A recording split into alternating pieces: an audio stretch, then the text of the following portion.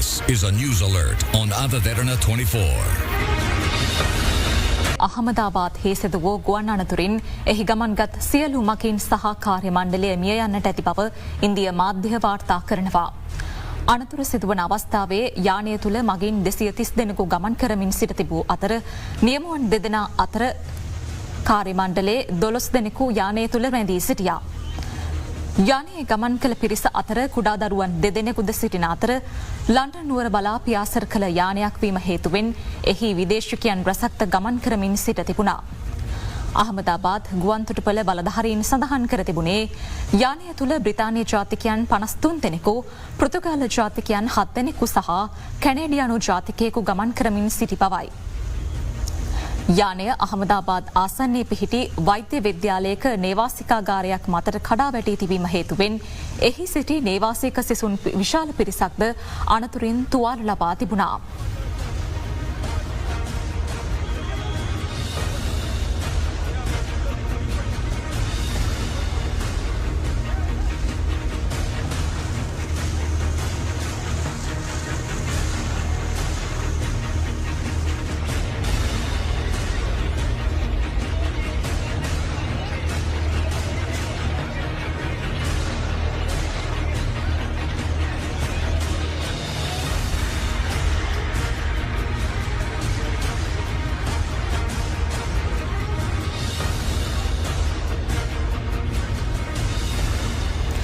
ඉන්දියාවේ අහමදාබාද්හි සිදු වූ ගුවන් අනතුරින් එහි ගමන්ගත් සියලු මගීන් සහ කාර්ය මණ්ඩලය මිය යන්නට ඇති බව ඉන්දිය මාධ්‍ය වාර්තා කරනවා.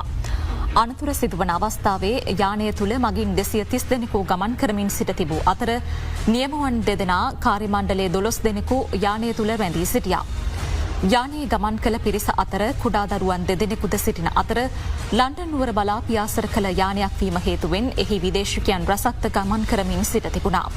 අහමදාබාද් ගුවන්තොටුපළ බලධාරීන් සඳහන් කර තිබුණේ යානය තුළ බ්‍රිතාන්‍ය ජාතිකයන් 53 දෙනෙකු, පෘතුගාල ජාතිකයන් 7 දෙනෙකු සහ කැනේඩියානු ජාතිකයෙකු ගමන් කරමින් සිටි බවයි.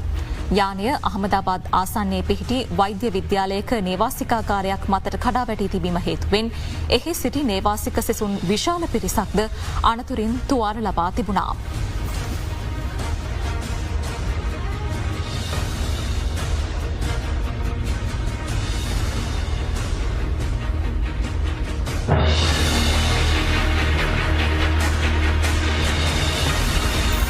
This is a news alert on Adaderana 24.